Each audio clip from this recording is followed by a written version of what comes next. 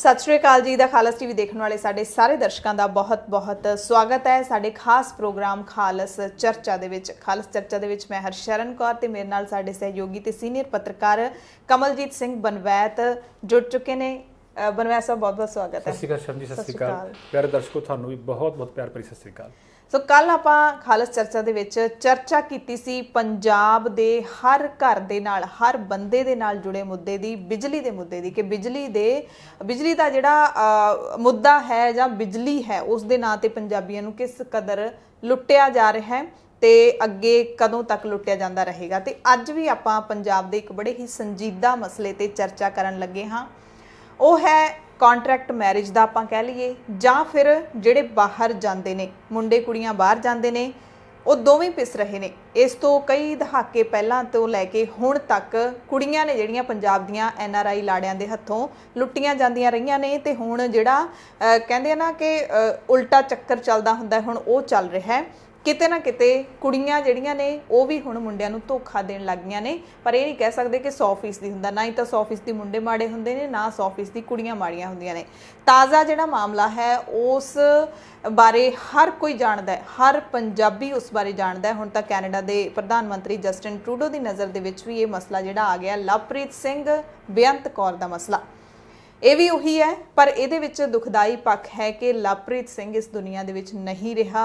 वो इस केस की भेंट चढ़ गया। उन्हें खुदकुशी क्यों की, खुदकुशी सी भी या नहीं सी, की कारण रहा लवप्रीत की मौत का, हाले पोस्टमार्टम की रिपोर्ट है जिहड़ी आउणी बाकी है। बेअंत कौर के खिलाफ है जिहड़ा वो 420 का यानी कि धोखाधड़ी का मामला दर्ज हो चुका है। 307 लाउण की मांग कर रहा मुंडे का परिवार कि कतल का जिहड़ा परचा है वो दर्ज किया जाए। सो ये असीं कई पक्ष ने जिहड़े वो विचारांगे। सब तो पहला मनवैत साहब जे आपां शुरुआत कर लीए यही है कि हुण जिहड़ा ये मसला है लवप्रीत ते जिहड़ा है बेअंत कौर दा, इहो जिहे मसले अनेकां ने, सैकड़े हज़ारां होणगे। पर जिहड़ा इदां खुदकुशी करन दा जां फिर कथित खुदकुशी कह सकते हैं हजे कुछ सिद्ध नहीं हो पाया हैगा। ते इहो जिहा जिहड़ा कदे कदे आउंदा है ते ये मसला बहुत ही हाईलाइट होया। ते जदों ये मसला दुनिया दे सामने आया है तां असीं साडे लई चिंतन करना बनदा है कि इहदे पिछे है कि कौन कसूरवार है। ये जिहड़ा मसला है खास करके दोवां परिवारां दा, बरनाले दे ही ने दोवें परिवार, तुसीं किहनूं जिम्मेदार मानदे हो? देखो पंजाब विच ना जी बाहर भेजना जां बाहर रहना एक ना स्टेटस सिंबल जिहा आ, एक होड़ लगी हुई है है ना जी। नहीं स्टेटस सिंबल भी आ। अच्छा भी ਅਸੀਂ बड़े ਮਾਣ ਨਾਲ ਕਹਿੰਦੇ ਸਾਡਾ ਮੁੰਡਾ ਅਮਰੀਕਾ ਰਹਿੰਦਾ, ਸਾਡੀ ਕੁੜੀ ਉੱਥੇ ਰਹਿੰਦੀ ਆ। ਪਰ ਕਿ ਤੁਸੀਂ ਦੱਸਣ ਵੇਲੇ ਨਾ ਜੀ ਇੱਕ ਮਾਣ ਜਿਹਾ ਮਹਿਸੂਸ ਕਰਦੇ ਆ। ਬਿਲਕੁਲ ਬਿਲਕੁਲ। ਪਰ ਦੇਖੋ ਉਹਦੇ ਵਿੱਚ ਬੜਾ ਕੁਝ ਜਿਹੜਾ ਆ ਉਹ ਮਾੜਾ ਬਾਹਰ ਨਿਕਲ ਕੇ ਬਾਹਰ ਆ ਰਿਹਾ। ਜਿਵੇਂ ਤੁਸੀਂ ਕਿਹਾ ਕਿ ਪਹਿਲਾਂ ਤਾਂ ਮੁੰਡੇ ਜਿਹੜੇ ਧੋਖਾ ਦਿੰਦੇ ਸੀਗੇ ਹੁਣ ਕੁੜੀਆਂ ਵੀ ਦੇਣ ਲੱਗ ਗਈਆਂ। ਆ ਜਿਹੜੀ ਲਵਪ੍ਰੀਤ ਦੀ ਦੇਖੋ ਉਦਾਹਰਨ ਆ, ਇਹ ਕੋਈ ਪਹਿਲੀ ਉਦਾਹਰਨ ਨਹੀਂ ਹੈਗੀ। ਬਿਲਕੁਲ। ਪੰਜਾਬ ਰਾਜ ਮਹਿਲਾ ਕਮਿਸ਼ਨ ਦੀ ਜਿਹੜੀ ਚੇਅਰਪਰਸਨ ਆ ਉਹਦੇ ਕੋਲੇ ਇਹ ਮਾਮਲਾ ਆਉਣ ਤੋਂ ਬਾਅਦ 42 ਹੋਰ ਸ਼ਿਕਾਇਤਾਂ ਆਈਆਂ। ਬਿਲਕੁਲ। ਜਿਨ੍ਹਾਂ ਵਿੱਚ ਇਹ ਕਿਹਾ ਗਿਆ ਕਿ ਉੱਥੇ ਗਈਆਂ ਕੁੜੀਆਂ ਉਹਨਾਂ ਦੇ ਪੁੱਤਾਂ ਨੂੰ ਧੋਖਾ ਦੇ ਗਈਆਂ, ਮੰਗਵਾ ਨਹੀਂ ਰਹੀਆਂ। ਬਿਲਕੁਲ ਬਿਲਕੁਲ। ਦੇਖੋ ਇਹਦੇ ਵਿੱਚ ਜਿਹੜਾ ਦੋਸ਼ੀ ਆਪਾਂ ਜਿਹੜਾ ਠਹਿਰਾਉਣਾ ਨਾ, मैं तो वैसे दोनों धिरां नूं ही ठहराऊंगा जी। दोवें धिरां बिल्कुल। और सोच है जिहड़ी मानसिकता वो दोषी है। देखो इत्थे ये आ कि इन्हां ने 25 तो 30 लाख रुपया लैके लवप्रीत दे पेरेंट्स ने कुड़ी उत्ते लाया कि कुड़ी आईएलटीएस पास आ, कुड़ी दा जिहड़ा आ मुंडे नाल ब्याह कीता, महीना उत्थे कुड़ी रही जी।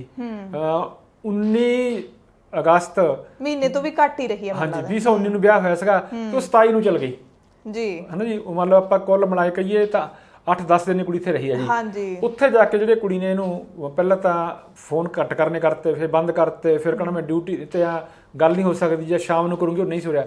ਉੱਥੋਂ ਮੁੰਡਾ ਜਿਹੜਾ ਉਹ ਡਿਪਰੈਸ਼ਨ ਜਾਣ ਲੱਗ ਗਿਆ।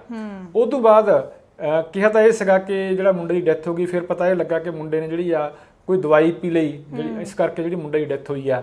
ਬਿਲਕੁਲ ਇੱਕ ਅਲੱਗ-ਅਲੱਗ ਤਰ੍ਹਾਂ ਦੀਆਂ ਹਜੇ ਗੱਲਾਂ ਹੀ ਆ ਰਹੀਆਂ ਨੇ। ਜੋ ਕੁੜੀ ਆਪਦਾ ਪੱਖ ਰੱਖ ਰਹੀ ਆ, ਉਹ ਕਹਿੰਦੀ ਸਾਡੀ ਗੱਲ ਹੋ ਰਹੀ ਸੀ, ਮੁੰਡੇ ਦੇ ਪਰਿਵਾਰ ਵਾਲੇ ਕਹਿੰਦੇ ਆ ਕਿ ਉਹ ਇਗਨੋਰ ਕਰਦੀ ਸੀ। ਬਹੁਤ ਕੁਝ ਹੈ ਹਜੇ। ਪਰ ਉਹਦੇ ਨਾਲ ਜੁੜੀਆਂ ਹੋਰ ਕਈ ਗੱਲਾਂ ਵੀ ਜਿਹੜੀਆਂ ਉਹ ਸਾਹਮਣੇ ਆ ਰਹੀਆਂ, ਜਿਹੜੀਆਂ ਆਪਾਂ ਸ਼ਾਇਦ ਮਤਲਬ ਚੈਨਲ ਤੇ ਆਪਾਂ ਸਾਂਝੀਆਂ ਨਹੀਂ ਕਰ ਸਕਦੇ, ਕਿਉਂਕਿ ਆਪਾਂ ਜੇ ਮੈਂ ਦਿਲ ਦੀ ਗੱਲ ਕਹਿ ਲਾਂ ਤਾਂ ਸਭ ਦੀਆਂ ਧੀਆਂ ਭੈਣਾਂ ਜਿਹੜੀਆਂ ਆ ਉਹ ਸਾਂਝੀਆਂ ਹੁੰਦੀਆਂ ਨੇ। ਬਿਲਕੁਲ। ਹੁਣ ਜੇ ਕਿਸੇ ਕੁੜੀ ਨੇ ਗਲਤੀ ਕੀਤੀ ਹੈ ਤਾਂ ਸਾਡਾ ਫਰਜ਼ ਨਹੀਂ ਬਣਦਾ ਕਿ ਅਸੀਂ ਉਹਦੀ ਮਿੱਟੀ ਪਲੀਤ ਕਰੀਏ। ਪਰ ਇੱਕ ਗੱਲ ਜਿਹੜੀ ਮੈਨੂੰ ਇੱਥੇ ਲੱਗਦੀ ਆ ਇਹ ਕਿ ਇਸ ਕੇਸ ਦਾ ਕੋਈ ਨਾ ਕੋਈ ਅਜਿਹਾ ਨਿਪਟਾਰਾ ਹੋਣਾ ਚਾਹੀਦਾ ਜਿਹਦੇ ਨਾਲ ਇਸ ਜਿਹੜਾ ਆ ਗਲਤ ਕੰਮ ਆ ਨਾ ਜੀ ਇਹਨੂੰ ਰੋਕਿਆ ਜਾ ਸਕੇ।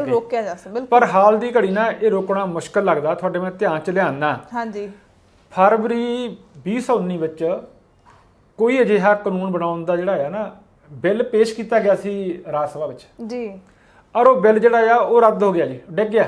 ਅੱਛਾ, ਤੁਸੀਂ ਹੈਰਾਨੀ ਦੀ ਗੱਲ ਦੇਖੋ ਵੀ ਜੇ ਰੁਕਣਾ ਚਾਹੁੰਦੀ ਸਰਕਾਰ ਤਾਂ ਕੰਟਰੈਕਟ ਮੈਰਿਜ ਜਾਂ ਜਿਹੜੇ ਧੋਖਾਧੜੀ ਨਾਲ ਵਿਆਹ ਹੁੰਦੇ ਆ ਉਹਨਾਂ ਨੂੰ ਰੋਕਣ ਲਈ ਰਾਜ ਸਭਾ 'ਚ ਬਿੱਲ ਗਿਆ ਔਰ ਉਹ ਡਿੱਗ ਪਿਆ ਜੀ।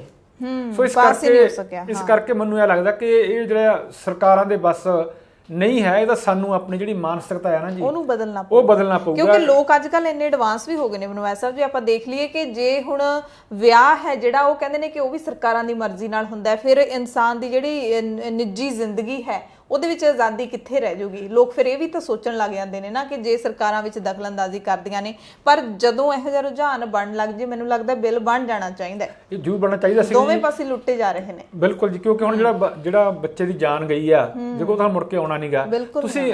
ਪਰ ਇੱਥੇ ਮੈਨੂੰ ਇਹ ਲੱਗਦਾ ਕਿ ਜਿਹੜੀ ਲਵਪ੍ਰੀਤ ਹੈ ਨਾ ਜੀ ਮੁੰਡਾ ਆ, ਉਹਦੀ ਜਿਹੜੀ ਵਾਈਫ ਸੀ ਬੇਅੰਤ ਕੌਰ, ਸ਼ਾਇਦ ਉਹ ਕਾਲੀ ਕਰ ਗਈ ਇਹ ਸੋਚ ਕੇ ਕਿ ਮੈਂ ਵਿਦੇਸ਼ ਬੈਠੀ ਆ, ਮੈਂ ਹੱਥ ਨਹੀਂ ਆਉਣਾ। ਜਦੋਂ ਕਿ ਜਿਹੜਾ ਜੇ ਸਰਕਾਰਾਂ ਚਾਹਣ ਨਾ ਤਾਂ ਉਸ ਕੁੜੀ ਨੂੰ ਹੱਥ ਪਾਉਣਾ ਬੜਾ ਔਖਾ ਨਹੀਂ ਹੈਗਾ। ਔਖਾ ਨਹੀਂ, ਅੱਛਾ। ਤੁਹਾਡੇ ਕੋਲ ਇਹ ਕਾਨੂੰਨ ਹੈ ਜੀ ਕਿ ਤੁਸੀਂ ਪਹਿਲਾਂ ਇੱਕ ਰੈੱਡ ਨੋਟਿਸ ਭੇਜਣਾ ਹੁੰਦਾ। ਅੱਛਾ, ਜੋ ਰੈੱਡ ਨੋਟਿਸ ਤੇ ਕਾਰਵਾਈ ਨਹੀਂ ਹੁੰਦੀ ਤਾਂ ਤੁਸੀਂ ਜਿਹੜਾ ਕੇਸ ਹੈ ਉਹ ਇੰਟਰਪੋਲ ਨੂੰ ਦੇ ਸਕਦੇ ਆ। ਅੱਛਾ, ਪਰ ਦੇਖੋ ਮੈਂ ਇੱਥੇ ਜੇ ਨਿਰਪੱਖ ਆਪਾਂ ਗੱਲ ਕੀਤੀ ਆਪਾਂ ਕਿ ਦੋਸ਼ ਦੋਨੇ ਧਿਰਾਂ ਦਾ ਆ, ਪਰ ਰਿਐਲਿਟੀ ਵਿੱਚ ਆਪਾਂ ਜੇ ਕਹੀਏ ਜੇ ਆਪਾਂ ਵੀ ਜੇ ਇਸ ਕੰਮ ਨੂੰ ਠੱਲ ਪਾਉਣੀ ਆ ਤਾਂ ਬੇਅੰਤ ਕੌਰ ਨੂੰ ਸ਼ਾਇਦ ਕੋਈ ਚੰਗੀ ਸਜ਼ਾ ਮਿਲਣੀ ਚਾਹੀਦੀ ਆ ਜਾਂ ਉਹ ਡਿਪੋਰਟ ਹੋਵੇ ਜਿਹਦੇ ਨਾਲ ਜਿਹੜਾ ਆ ਗਾਹਾਂ ਰੋਕਿਆ ਜਾ ਸਕੇ ਤਾਂ ਕਿ ਲੋਕਾਂ ਨੂੰ ਜਿਹੜੇ ਆ ਉਹ ਕੰਨ ਹੋ ਜਾਣ। ਹੁਣ ਇੱਥੇ ਪੁਲਿਸ ਯਾਨੀ ਕਿ ਜਿਹੜਾ ਬਨਵਾਸ ਸਾਹਿਬ ਲੋਕ ਮੰਗ ਕਰ ਰਹੇ ਨੇ ਕਿ ਬੇਅੰਤ ਕੌਰ ਨੂੰ ਡਿਪੋਰਟ ਕੀਤਾ ਜਾਣਾ ਚਾਹੀਦਾ, ਮਤਲਬ ਵੱਡੀ ਜਿਹੜੀ ਮੰਗ ਹੈ, ਵੱਡੀ ਧਿਰ ਹੈ ਇਸ ਪਾਸੇ ਹੀ ਹੈ ਬੇਅੰਤ ਕੌਰ, ਕਿਉਂਕਿ ਉਧਰ ਮੁੰਡੇ ਦੀ ਮੌਤ ਹੋਈ ਹੈ ਤਾਂ ਮਤਲਬ ਡਿਪੋਰਟ ਹੋ ਸਕਦੀ ਹੈ ਕਾਨੂੰਨੀ ਤੌਰ ਤੇ। ਕਈ ਲੋਕ ਕਹਿ ਰਹੇ ਨੇ ਕਿ ਡਿਪੋਰਟ ਤਾਂ ਹੋ ਹੀ ਨਹੀਂ ਸਕਦੀ, ਇਹ ਤਾਂ ਲੋਕਾਂ ਦੀ ਫਾਲਤੂ ਮੰਗ ਹੈ। ਕਾਨੂੰਨ ਮੁਤਾਬਕ ਰਿਪੋਰਟ ਹੋ ਸਕਦੀ ਹੈ ਜੇ ਇੰਟਰਪੋਲ ਨੂੰ ਕੇਸ ਦੇ ਦਿੱਤਾ ਜਾਵੇ। ਦੇਖੋ ਤੁਹਾਡੀ ਗੱਲ ਬਿਲਕੁਲ ਠੀਕ ਆ, ਪਰ ਦੇਖੋ ਜਿਵੇਂ ਇੱਥੇ ਦੀਆਂ ਅਦਾਲਤਾਂ ਨਾ ਜੀ ਆਪਾਂ ਕਹਿ ਸਕਦੇ ਆ ਕਿ ਇੱਥੇ ਦੀਆਂ ਅਦਾਲਤਾਂ 'ਚ ਤਾਂ ਬੰਦੇ ਬਿਰਖ ਹੋ ਜਾਂਦੇ ਆ, ਚਾਹੇ ਕੈਨੇਡਾ ਦੀਆਂ ਅਦਾਲਤਾਂ 'ਚ ਬੰਦੇ ਬਿਰਖ ਨਹੀਂ ਹੁੰਦੇ, ਪਰ ਉੱਥੇ ਫਿਰ ਵੀ ਤੁਹਾਡੇ ਕੋਲ ਨਾਂ ਉਡਾਉਣ ਨੂੰ ਬਹੁਤ ਕੁਝ ਤਾਂ ਹੁੰਦੇ ਆ। ਠੀਕ ਹੈ, ਇਹ ਮਤਲਬ ਜੇ ਦਿਆਨਤਦਾਰੀ ਨਾਲ ਚਾਹਿਆ ਜਾਵੇ ਤਾਂ ਉਹ ਡਿਪੋਰਟ ਹੋ ਸਕਦੀ ਆ, ਪਰ ਕੀ ਡਿਪੋਰਟ ਹੋਣ ਨਾਲ ਇਹ ਮਸਲਾ ਹੱਲ ਹੋ ਜਾਊਗਾ? ਕੀ ਅਸੀਂ ਇਹ ਕੁਝ ਕਰਨ ਨੂੰ ਹਟ ਜਾਾਂਗੇ?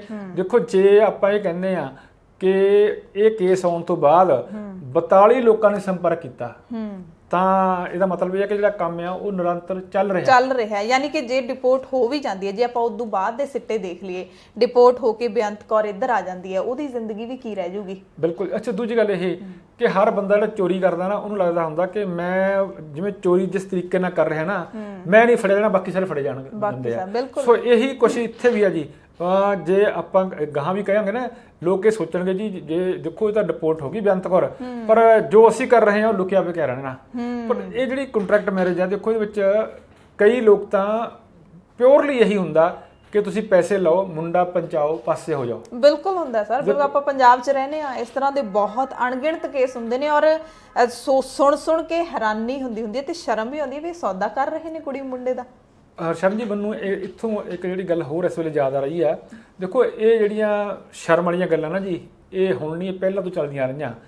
ਇਹੋ ਜਿਹਾ ਜ਼ਮਾਨਾ ਵੀ ਸੀਗਾ ਜਦੋਂ ਮਾਵਾਂ ਜਿਹੜੀਆਂ ਉਹ ਆਪਣੇ ਦਿਓਰ ਨਾਲ ਜੇਠ ਨਾਲ ਜਿਹੜੇ ਵਿਆਹ ਕਰਾ ਕੇ ਬਾਹਰ ਜਾਂਦੀਆਂ ਰਹੀਆਂ, ਮਤਲਬ ਜਿਹੜੀਆਂ ਭਾਣਜੀਆਂ ਉਹਨਾਂ ਨੇ ਮਾਮਿਆਂ ਨਾਲ ਵਿਆਹ ਵੀ ਕਰਾਏ ਆ।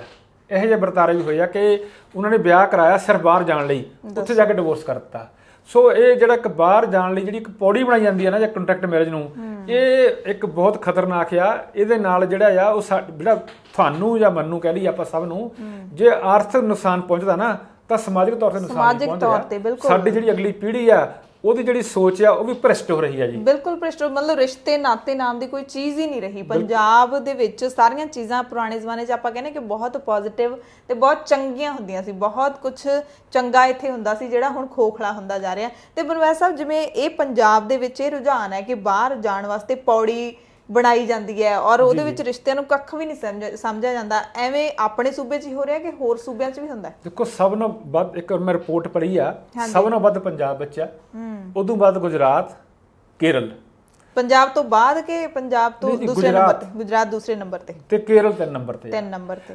ਪੰਜਾਬ ਵਿੱਚ ਇੱਕ ਜਿਹੜੀਆਂ ਸ਼ਿਕਾਇਤਾਂ ਪਹੁੰਚੀਆਂ ਸੈਂਟਰ ਕੋਲੇ, ਹਾਂਜੀ, ਉਹਨਾਂ ਦੇ ਵਿੱਚ ਝਾਤੀ ਮਾਰੀਏ ਤਾਂ 70% ਦੀ ਜਿਹੜੇ ਕੇਸ ਆ ਨਾ ਜੀ, ਹਾਂਜੀ, ਉਹ ਜਲੰਧਰ ਜ਼ਿਲ੍ਹੇ ਦੇ ਆ।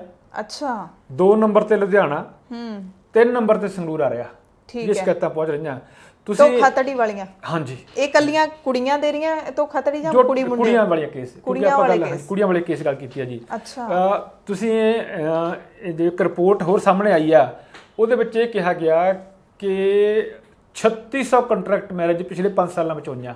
ਅੱਛਾ। ਜੋ ਜਿਹੜੀ ਸਾਡੀ ਨਾ ਫੋਰਨ ਡਿਪਾਰਟਮੈਂਟ ਹੈਗਾ ਮੰਤਰਾਲਾ, ਹਾਂਜੀ, ਉਹਦੇ ਕੋਲ ਸ਼ਿਕਾਇਤਾਂ ਪਹੁੰਚੀਆਂ ਕਿ 3600 ਮੈਰਿਜ ਹੋਈਆਂ ਔਰ ਉਹਨਾਂ ਤੇ ਜਿਹੜਾ ਆ 175 ਕਰੋੜ ਰੁਪਇਆ ਲਾਇਆ ਗਿਆ।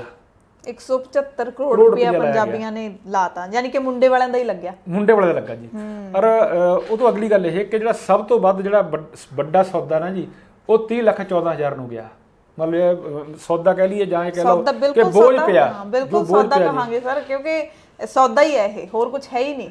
ਕੁੜੀ ਆਇਲਸ ਕਰੇ, ਮੁੰਡਾ ਪੈਸੇ ਦੇਵੇ, ਚਲੋ ਜੀ ਦੋਵਾਂ ਨੇ ਬਾਹਰ ਜਾਣਾ, ਭਾਵਨਾਵਾਂ ਜੁੜਦੀਆਂ ਨਹੀਂ। ਅੱਛਾ ਸਰ ਜੀ, ਮੈਨੂੰ ਨਾ ਕਈ ਗੱਲਾਂ ਜਿਹੜੀਆਂ ਮੇਰੇ ਸਾਹਮਣੇ ਆ ਰਹੀਆਂ, ਦੇਖੋ ਇੱਕ ਮੈਂ ਰਿਪੋਰਟ ਪੜ੍ਹ ਰਿਹਾ ਸੀ ਹੁਣੇ ਹੀ। ਹਾਂਜੀ। ਉਹਦੇ ਵਿੱਚ ਵੀ, ਉਸ ਰਿਪੋਰਟ ਵਿੱਚ ਵੀ ਵਿਸ਼ੇਸ਼ ਕਰਕੇ ਮੀਡੀਆ ਉੱਤੇ ਵੀ ਉਂਗਲ ਉਠਾਈ ਗਈ ਆ। ਅੱਛਾ। ਉਹਨਾਂ ਨੇ ਇੱਕ ਬਿਨਾਂ ਅਖਬਾਰ ਦਾ ਨਾਂ ਲੈ ਤੇ ਕਿਹਾ ਕਿ ਪੰਜਾਬੀ ਦੀ ਇੱਕ ਵੱਡੀ ਅਖਬਾਰ ਜਿਹੜੀ ਆ ਉਹ ਇਸ਼ਤਿਹਾਰ ਛਾਪਦੀ ਆ ਕਿ ਸਾਨੂੰ ਆਇਲਸ ਪਾਸ ਕੁੜੀ ਦੀ ਲੋੜ ਆ, ਜਿਹੜੀ ਸਾਡੇ ਮੁੰਡੇ ਨੂੰ ਬਾਹਰ ਪਹੁੰਚਾ ਸਕੇ।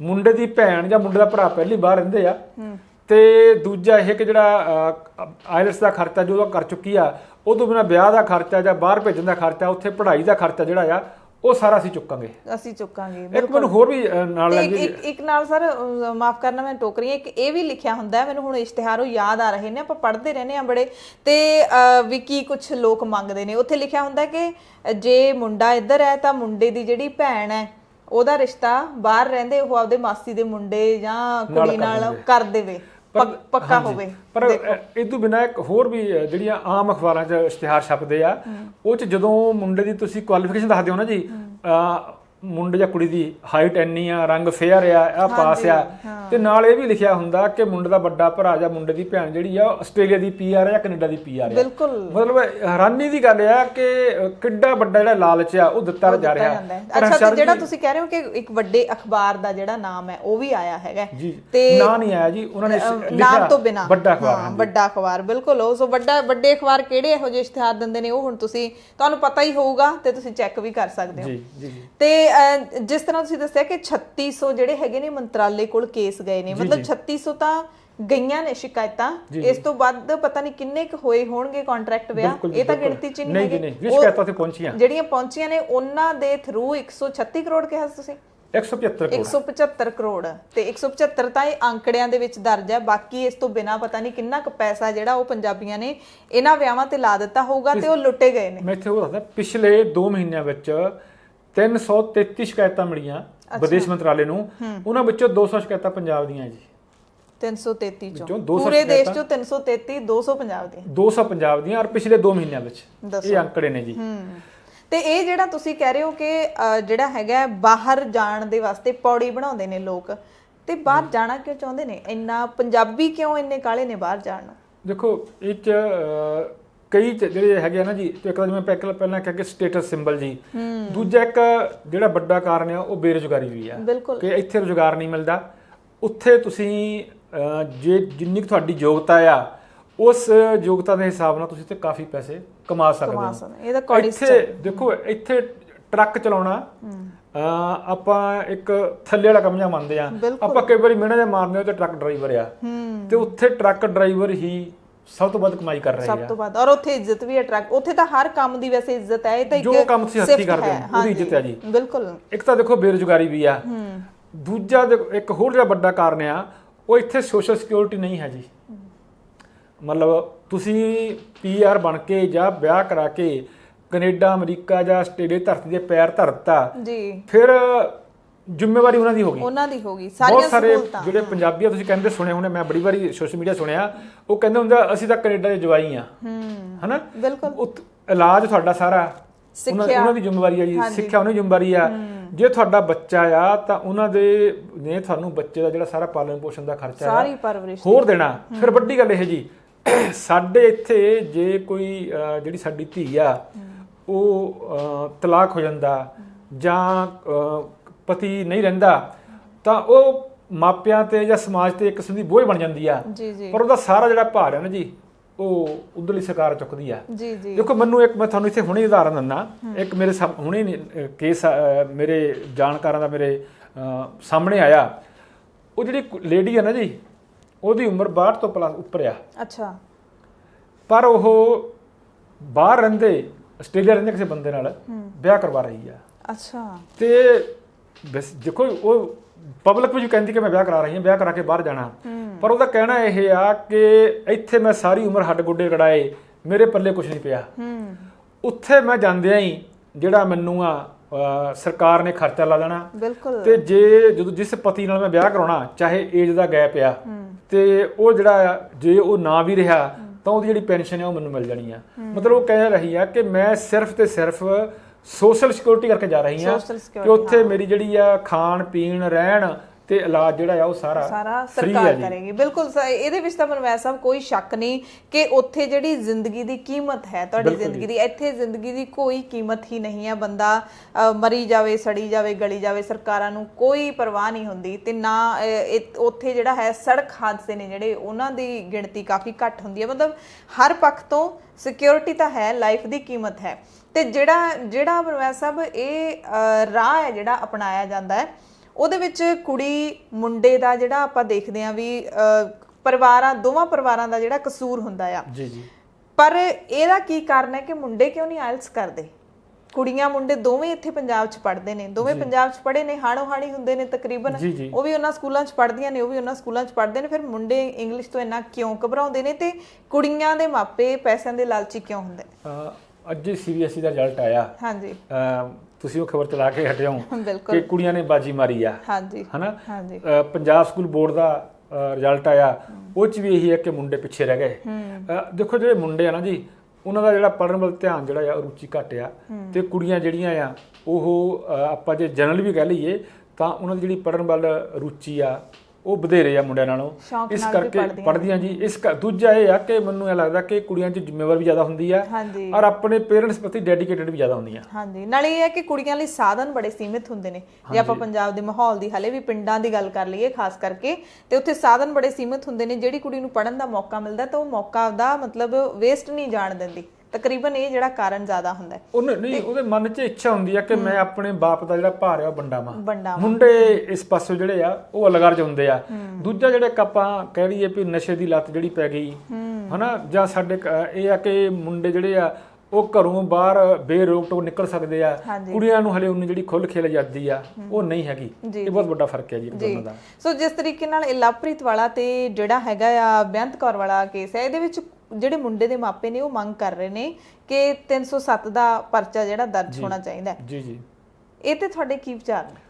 ਮੈਨੂੰ ਲੱਗਦਾ ਇਹ ਦੇਖੋ ਜਿਸ ਮਾਂ ਪਿਓ ਦਾ ਦਿਲ ਦਾ ਟੁਕੜਾ ਗਿਆ ਹਾਂਜੀ ਉਹ ਤਾਂ ਮੰਗ ਕਰੂਗਾ, ਪਰ ਕਿਤੇ ਨਾ ਕਿਤੇ ਜਿਹੜਾ ਕਾਨੂੰਨ ਹੈ ਰਾਹ ਚ ਡਿੱਕਾ ਜ਼ਰੂਰ ਬਣੂਗਾ ਜੀ, ਹਨਾ।